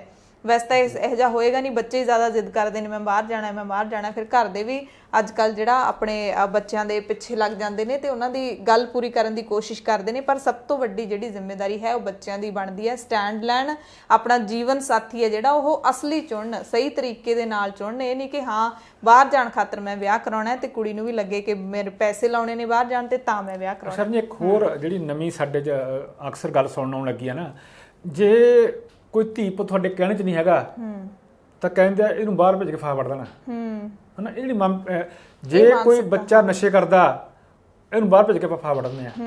ਮਤਲਬ ਇਹ ਜਿਹੜੀ ਇੱਕ ਪੇਰੈਂਟਸ ਦੀ ਪ੍ਰਵਿਰਤੀ ਆ ਨਾ ਜੀ, ਕਿ ਤੁਸੀਂ ਆਪਣੇ ਬੱਚੇ ਨੂੰ ਸੁਧਾਰਨ ਲਈ ਉਹਨਾਂ ਦੀ ਜ਼ਿੰਮੇਵਾਰੀ ਚੁੱਕਣ ਨੂੰ ਤਿਆਰ ਨਹੀਂ, ਇਹ ਕਹਿ ਦੇਣਾ ਕਿ ਮੈਂ ਬਾਹਰ ਭੇਜ ਕੇ ਫਾਹਾ ਵੜ ਦੇਣਾ। ਇਹ ਜਿਹੜਾ ਇੱਕ ਰੁਝਾਨ ਸ਼ੁਰੂ ਹੋਇਆ ਨਾ ਜੀ, ਇਹ ਬਹੁਤ ਖਤਰਨਾਕ ਹੈ। ਬਿਲਕੁਲ ਅੱਜ ਕੱਲ ਦੇਖਦੇ ਆਪਾਂ ਜੋ ਇਸ ਤਰ੍ਹਾਂ ਦਾ ਮਤਲਬ ਮਾਂ ਪਿਓ ਵੀ ਪਹਿਲਾਂ ਤਾਂ ਪੂਰਾ ਚੰਬਲਾ ਲੈਂਦੇ ਨੇ ਬੱਚਿਆਂ ਨੂੰ, ਇੰਨਾ ਕੁ ਪੈਂਪਰ ਕਰਦੇ ਨੇ ਅੱਜ ਕੱਲ, ਤੇ ਆਪਾਂ ਵੀ ਦੇਖ ਕੇ ਹੈਰਾਨ ਰਹਿੰਦੇ ਵੀ ਅਸੀਂ ਕਿਵੇਂ ਪਲੇ ਸੀਗੇ। ਜੋ ਛੋਟੇ ਹੁੰਦੇ ਸੀ ਸਾਨੂੰ ਹਮੇਸ਼ਾ ਡੰਡਾ ਰਹਿੰਦਾ ਸੀ ਤੇ ਇਸੇ ਕਰਕੇ ਸ਼ਾਇਦ ਸੁਧਰੇ ਹੋਏ ਆ ਤੇ ਸ਼ਾਇਦ ਕਿਸੇ ਮਾੜੇ ਕੰਮਾਂ ਵਾਲੇ ਪਾਸੇ ਨਹੀਂ ਹੈਗੇ, ਕਿਉਂਕਿ ਛਿੱਤਰ ਬੜੇ ਪੈਂਦੇ ਸੀ। ਤੇ ਅੱਜ ਕੱਲ ਤਾਂ ਪੜੋਸ ਦਾ ਹੀ ਬਹੁਤ ਹੈ, ਜੇ ਟੀਚਰ ਝਿੜਕਦੇ ਤੇ ਮਾਂ ਪਿਓ ਉੱਥੇ ਡੰਡਾ ਲੈ ਕੇ ਚਲੇ ਜਾਂਦੇ ਨੇ ਵੀ ਝਿੜਕਿਆ ਕਿਉਂ ਹੈਗਾ। ਸ਼ਰਨ ਜੀ ਮੈਂ ਇੱਥੇ ਨਾ ਇੱਕ ਤੁਹਾਡੇ ਨਾਲ ਗੱਲ ਹੋਰ ਸਾਂਝੀ ਕਰ ਲੈਂਦਾ। ਜੀ ਮਤਲਬ ਮੈਂ ਜੋ ਰਿਲੇਟਿਵ ਫੀਲ ਕਰਦਾ, ਮੈਂ ਕਈ ਵਾਰੀ ਕਹਿੰਦਾ ਹੁੰਦਾ ਕਿ ਮੈਂ ਨਾ ਇੱਕ ਕੋਈ ਇਹੋ ਜਿਹਾ ਨਾਵਲ ਲਿਖਣਾ ਚਾਹੁੰਦਾ ਕਿ ਜਿਹੜੀ ਸਾਡੀ ਪੀੜ੍ਹੀ ਹੈ ਨਾ ਜੀ, ਇਹ ਬਹੁਤ ਇੱਕ ਸੰਕਟ ਵਿੱਚ ਹੀ ਲੰਘ ਰਹੀ ਆ।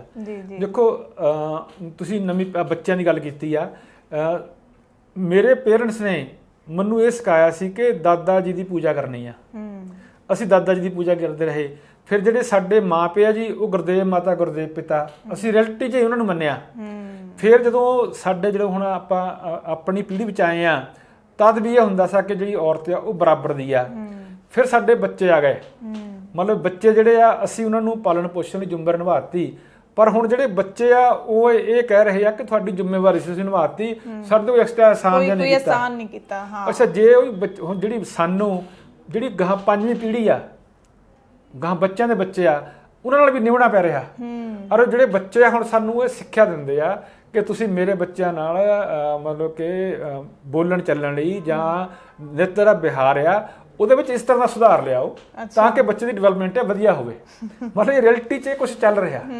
ਸੋ ਜਿਹੜੀ ਬੱਚੇ ਆ ਨਾ ਜੀ, ਉਹਦੇ ਵਿੱਚ ਤੁਹਾਡਾ ਤੁਸੀਂ ਕਹਿ ਰਹੇ ਹੋ ਵੀ ਕਿਸੇ ਹੱਦ ਤੱਕ ਬੱਚੇ ਦੀ ਜਿਹੜੀ ਲਗਾਮ ਹੈ ਉਹ ਖਿੱਚਣੀ ਜ਼ਰੂਰੀ ਹੁੰਦੀ ਹੈ। ਬਿਲਕੁਲ ਕਿਸੇ ਹੱਦ ਤੱਕ ਜ਼ਰੂਰੀ ਹੁੰਦੀ ਹੈ, ਕਿਉਂਕਿ ਬੱਚੇ ਨੂੰ ਸਮਝਾਉਣਾ ਵੀ ਤਾਂ ਫਰਜ਼ ਹੈ ਨਾ। ਬੱਚੇ ਦੇ ਪਾਲਣ ਪੋਸ਼ਣ ਦੇ ਵਿੱਚ ਹੀ ਇਹ ਚੀਜ਼ਾਂ ਸ਼ਾਇਦ ਆਉਂਦੀਆਂ ਨੇ ਕਿ ਉਹਨਾਂ ਨੂੰ ਸਮਝਾਇਆ ਜਾਵੇ। ਜੇ ਬੱਚਾ ਕਈ ਵਾਰੀ ਜ਼ਿੱਦ ਵੀ ਕਰਦਾ ਕਿਸੇ ਮਾੜੀ ਚੀਜ਼ ਨੂੰ ਲੈ ਕੇ, ਫਿਰ ਉਹਨੂੰ ਝਿੜਕਿਆ ਵੀ ਜਾ ਸਕਦਾ। ਇਹਦੇ 'ਚ ਕੋਈ ਵੱਡੀ ਗੱਲ ਨਹੀਂ, ਕਿਉਂਕਿ ਤੁਹਾਡੇ ਬੱਚੇ ਦੀ ਭਲਾਈ ਹੈ ਤੇ ਇਹ ਸਾਰਾ ਕੁਝ ਅਸੀਂ ਜੀਵਿਆ ਹੈ। ਤਾਂ ਕਰਕੇ ਸਾਨੂੰ ਵੀ ਲੱਗਦਾ ਹੁੰਦਾ ਸੀ ਵੀ ਬੜਾ ਸਾਡੇ ਤੇ ਕੰਮ ਟਾਈਟ ਰੱਖਦੇ ਨੇ ਤੇ ਸਾਨੂੰ ਇਹ ਨਹੀਂ ਕਰਨ ਦਿੰਦੇ, ਉਹ ਨਹੀਂ ਕਰਨ ਦਿੰਦੇ। ਪਰ ਹੁਣ ਪਤਾ ਲੱਗਦਾ ਕਿ ਉਹ ਸਹੀ ਲਈ ਹੀ ਕਰਦੇ ਸੀ। ਦੇਖੋ ਰਲਾ ਮਿਲਾ ਕੇ ਪੇਰੈਂਟਸ ਦਾ ਬੱਚਾ ਪ੍ਰਤੀ ਕਨਸਰਨ ਤਾਂ ਹੁੰਦਾ ਹੀ ਹੈ, ਕਨਸਰਨ ਹੁੰਦਾ ਹੈ। ਹਾਂਜੀ ਬਿਲਕੁਲ, ਜ਼ਿੰਮੇਵਾਰੀ ਵੀ ਹੁੰਦੀ ਹੈ। ਫਿਰ ਉਹਨਾਂ ਦਾ ਦੇਖੋ ਤਜਰਬਾ ਸਾਡੇ ਨਾਲ ਵੱਡਾ ਹੁੰਦਾ ਜੀ। ਅਸੀਂ ਉਹਨਾਂ ਨੇ ਸਾਰੀ ਉਮਰ ਤਜਰਬੇ ਵਿੱਚ ਲਗਾਈ ਹੁੰਦੀ ਆ। ਮੈਂ ਇੱਕ ਵੈਸੇ ਗੱਲ ਲੰਬੀ ਹੋ ਗਈ, ਨਿੱਕੀ ਜਿਹੀ ਗੱਲ ਤੇ ਗੱਲ ਮੁਕਾਉਣਾ। ਮੈਂ ਛੋਟੇ ਹੁੰਦੇ ਸੀ ਬਹੁਤ ਖੇਤੀ ਕੀਤੀ ਆ। ਮਤਲਬ ਮੈਂ ਖੇਤਾਂ ਨੂੰ ਜਾ ਰਿਹਾ ਸੀਗਾ ਤਾਂ ਪੁਰਾਣੇ ਜ਼ਮਾਨੇ 'ਚ ਝੋਨੇ ਦੇ ਬੋਲ ਹੁੰਦੇ ਸੀ ਜੀ, ਢੇਰ ਲਾਏ ਹੁੰਦੇ ਨੇ, ਬੋਲ ਕਹਿੰਦੇ ਹੁੰਦੇ ਸੀਗੇ। ਤਾਂ ਮੈਂ ਜਾ ਰਿਹਾ ਤਾਂ ਇੱਕ ਬਜ਼ੁਰਗ ਨਾਲ ਉਹ ਕਾਫੀ ਹਵਾ ਚੱਲਦੀ ਸੀਗੀ। ਉਦੋਂ ਪਹਿਲਾਂ ਹਵਾ ਨਾਲ ਉਡਾਉਣੀ ਪੈਂਦੀ ਸੀ ਨਾ ਜੀ, ਮਸ਼ੀਨਾਂ ਤਾਂ ਨਹੀਂ ਸੀ ਹੁੰਦੀਆਂ। ਕਣਕ ਝੋਨਾ ਹਵਾ ਨਾਲ ਉਡਾ ਕੇ ਤੁਸੀਂ ਫੱਕ ਇੱਕ ਪਾਸੇ ਕਰਦੇ ਸੀਗੇ ਤੇ ਬੀਜ ਇੱਕ ਪਾਸੇ। ਤਾਂ ਉਹ ਉੱਥੇ ਇੱਕ ਬਜ਼ੁਰਗ ਬੜਾ ਝੋਨੇ ਨਾਲ ਉਹ ਬੈਠਾ ਬੋਲ ਨਾਲ ਢੋਲਾ ਕਰ ਰਿਹਾ ਸੀਗਾ। ਮੈਂ ਕੀ ਜਾਣਾ ਕੁਦਰਤ ਤੇਰੀ, ਤੂੰ ਕਿਹੜੇ ਰੰਗਾਂ ਵਿੱਚ ਖੇਡਦਾ। ਫਿਰ ਤੇ ਅਗਲੀ ਉਹਨੇ ਗਾਈ ਇਹ ਕਿ ਚਲ ਜਾ ਬਰਮਾ ਨੂੰ ਭਾਗ ਜਾਣ ਕੇ ਨਾਲੇ, ਹਨਾ। ਸੋ ਇਹ ਜਿਹੜੀਆਂ ਗੱਲਾਂ ਨਾ ਜੀ, ਇਹ ਕਾਫੀ ਕੁਝ ਸਿੱਖਣ ਵਾਲੀਆਂ ਬਜ਼ੁਰਗਾਂ ਕੋਲੋਂ ਹੁੰਦੀਆਂ ਕਿ ਉਹਨਾਂ ਨੇ ਆਪਣੇ ਤਜਰਬੇ ਵਿੱਚੋਂ ਇਹ ਗੱਲਾਂ ਕਹੀਆਂ ਸੀ ਸਾਰੀਆਂ ਜੀ। ਬਿਲਕੁਲ ਔਰ ਇਹ ਸਹੀ ਵੀ ਹੁੰਦੀਆਂ ਨੇ। ਸੋ ਖਾਲਸ ਚਰਚਾ ਦੇ ਵਿੱਚ ਹੁਣ ਅਸੀਂ ਤੁਹਾਡੇ ਨਾਲ ਸੋਮਵਾਰ ਨੂੰ ਜੁੜਾਂਗੇ, ਕਿਉਂਕਿ ਇਹ ਤਾਂ ਇਹੋ ਜਿਹਾ ਇੱਕ ਵਿਸ਼ਾ ਹੈ, ਇਹੋ ਜਿਹਾ ਟੌਪਿਕ ਹੈ ਜਿਸ ਤੇ ਆਪਾਂ ਘੰਟਿਆਂ ਬੱਧੀ ਗੱਲਾਂ ਕਰ ਸਕਦੇ ਹਾਂ, ਪਰ ਸਮਾਂ ਹੈਗਾ ਇਜਾਜ਼ਤ ਨਹੀਂ ਦਿੰਦਾ ਤੇ ਸਾਡੇ ਦਰਸ਼ਕ ਵੀ ਸ਼ਾਇਦ ਇੰਨੇ ਲੰਬੇ ਪ੍ਰੋਗਰਾਮ ਨੇ ਜਿਹੜੇ ਉਹ ਨਹੀਂ ਪਸੰਦ ਕਰਦੇ। ਸੋ ਸਾਰੇ ਤੁਸੀਂ ਆਪਣਾ ਧਿਆਨ ਰੱਖਿਓ। ਹੁਣ ਸਾਨੂੰ ਇਜਾਜ਼ਤ ਦਿਓ। ਬਨਵੈਸਾ ਬਹੁਤ ਬਹੁਤ ਧੰਨਵਾਦ ਖਾਲਸ ਚਰਚਾ ਜੁੜਨ ਲਈ। ਸਤਿ ਸ਼੍ਰੀ ਅਕਾਲ ਸਾਰੇ ਦਰਸ਼ਕਾਂ ਦਾ ਧੰਨਵਾਦ।